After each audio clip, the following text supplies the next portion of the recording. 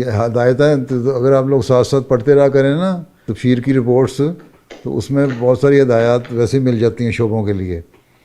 جو مختلف دوروں کی رپورٹس ہیں نا، آپ نکال کے دیکھیں، ان میں مربیان کے لیے بھی اور عملہ کے ممبران کے لیے بھی ہدایات ہیں. ان پہ جنہوں نے عمل کرنا ہوتا ہے وہیں سے دیکھ لیتے ہیں، جنہوں نے عمل کرنا ہوتا ہے وہ خطبہ سنتے ہیں اور خطبے میں سے کوئی پوائنٹ نکال لیتے ہیں، چاہے وہ صحابہ کی سیرت پہ بیان ہو رہا خطبہ ہونا کہ یہ ہمارا کام ہے، ہم نے یہ کرنا ہے.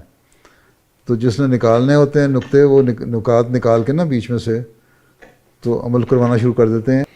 اس لیے جو کام کسی کو سپرد کیا ہے اس کو دل لگا کے اس کو کرنا چاہیے. یہ نہیں کہ اگر ایک کو صدر خدام الاحمدیہ بن گیا یا محترم تربیت خدام الاحمدیہ کا بن گیا یا کوئی اور بن گیا تو اس نے جماعتی کام نہیں کرنا، یا ایک جگہ کسی کمیٹی کا ممبر بن گیا تو دوسرا کام نہیں کرنا. وقف زندگی 24 گھنٹے کا وقف زندگی ہے، اور 24 گھنٹے اس کو تیار رہنا چاہیے کام کرنے کے لیے، اور دوسروں سے بڑھ کر کام کرنا چاہیے اور اپنا نمونہ پیش کرنا چاہیے. یہ نصیحت آپ سارے کو کریں. اللہ تعالیٰ آپ لوگوں کو اس کی توفیق دے، اور اللہ حافظ ہو. 1 گھنٹہ آپ کا پورا ہو گیا ہے.